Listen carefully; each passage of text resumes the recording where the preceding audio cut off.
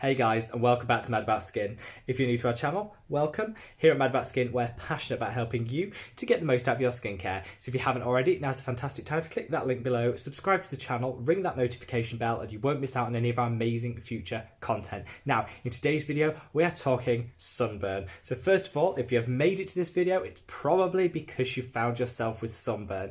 Tut tut tut, though I'm not going to judge too much because we have all done it. Naturally, it goes without saying, the best way to treat sunburn is to not get it in the first place, to use a proper SPF and to apply and stay out of the sun. However, nobody in this world can honestly say they've never had sunburn before. And so I'm going to give you my top 5 tips on how to tackle sunburn, how to treat sunburn effectively, and the products that you need to use. So first of all, point number 1 is to get the heat out of the skin as soon as possible. So you can do this a number of ways. Some people like to take a cold shower. That can be quite good. Often it's the shower that makes you realise you've got burn. You stand in the shower, you feel you're fine, and then the second that water hits the skin, that prickliness and that stinging starts.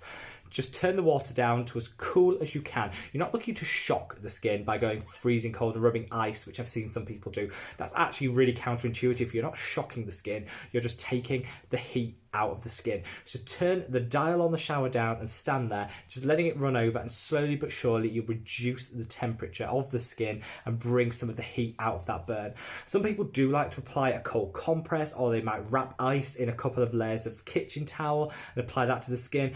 Absolutely fine. Make sure whatever you're applying to the skin isn't dry, because the last thing you want is for the product to stick to the skin and you remove it and you remove layers of skin with it. So whatever you do, don't put dry onto burnt skin, because that could cause a reaction where the skin sticks to whatever you're applying to it. The shower is my preference.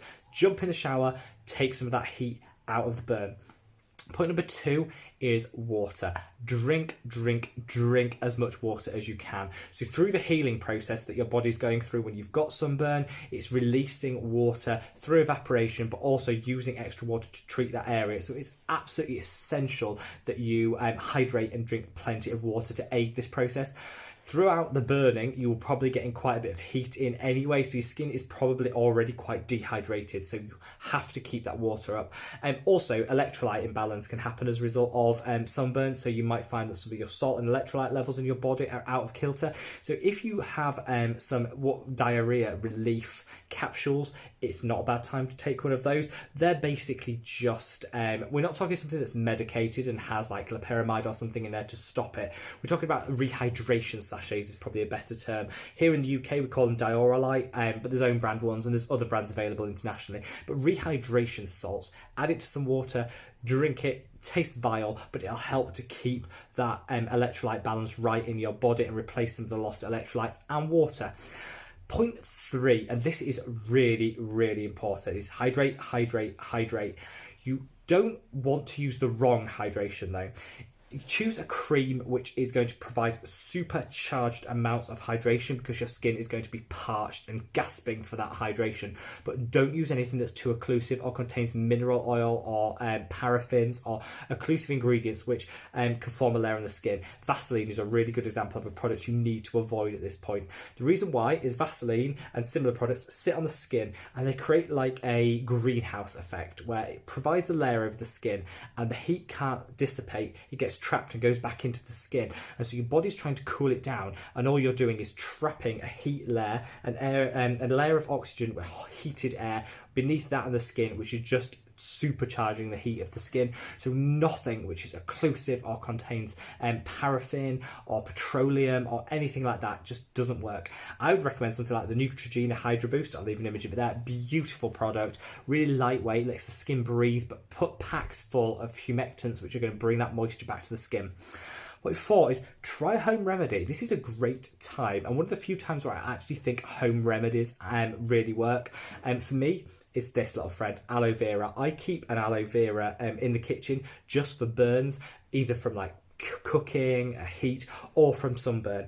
Cut this in half, scoop out the innards, and just plaster it on your skin. If you can wait and keep it in the fridge for a couple of minutes, that will help, but it's an absolutely beautiful way of getting some moisture and some cooling back in the skin. Aloe vera and calamine, both fantastic additions to a home medicine cabinet. will both help to take down some of the redness, the burning, the irritation, and cool the skin. It's just going to really help supercharge the moisturization that your skin is crying out for. I would probably use it before I then put on my moisturizer, and then you're kind of getting a double whammy. Number 5 and point 5, and the last point is, don't be afraid to medicate. So each person reacts differently to sunburn, but there are some fantastic lotions and potions out there which can help. The number one proven remedy for taking away some of the discomfort from sunburn is aspirin. So if you can take an aspirin, dispersible aspirin, where you get it in water, is even better because you're hydrating at the same time as getting the benefits of the aspirin. It is an anti-inflammatory as well as a pain reliever, so it'll take away some of the stinging, the burning, and the pain associated with it, but also take down some of that redness, the inflammation that you get. Now obviously a significant number of people aren't tolerant to aspirin, and it has side effects, so obviously use that with caution and only use it where you are tolerant to aspirin and you've used it in the past without any issues. Another thing you can use is a higher antihistamine. So a lot of the reaction that you get, the redness, the hives, just the real unpleasant itching, stinging and burning, is often a histamine reaction. So take a Benadryl, a Piriton, whatever, an own brand of antihistamine. That'll take down some of the nasty side effects that come with a burn and just make the whole experience a little bit more pleasurable. If you do these 5 steps, I promise you the length of the burn will be severely diminished, and the pain and the discomfort which you get at the initial stage of that burn will be vastly improved. A couple of top tips is never pick. Do not encourage your skin to peel straight away or sooner than it wants to. That can lead to infection, scarring, hyperpigmentation. Let your body do the work. Have a shower, don't rub, don't scrub. I see people getting loofahs and doing that. None of that. Just let the body do its thing. You've paid the price for having a burn. Having a little bit of peeling, flaking skin is just that price that you pay, but let your body do its work. If it's on the face, tone back your skincare routine. I don't want to see any retinols, vitamin C's, exfoliating acids. Just don't go there. There's nothing that is going to irritate the skin should be applied to it for at least 5 days after the burn has occurred. Give it a chance to heal, and then you can reintroduce your skincare routine. There won't be any side effects to just dropping some of these actives for 5 days, but it will give your skin the chance to heal without further irritation. The big no-nos are exfoliating products, retinols, and definitely vitamin C's. But you might want to strip it straight back to just a soft, gentle cleanser, a moisturizer, and of course, your SPF. I hope you find this useful, guys. Obviously, I hope you don't have a sunburn, but if you found yourself here, you probably do. So I do hope it clears up as soon as possible, because I know how bad they are.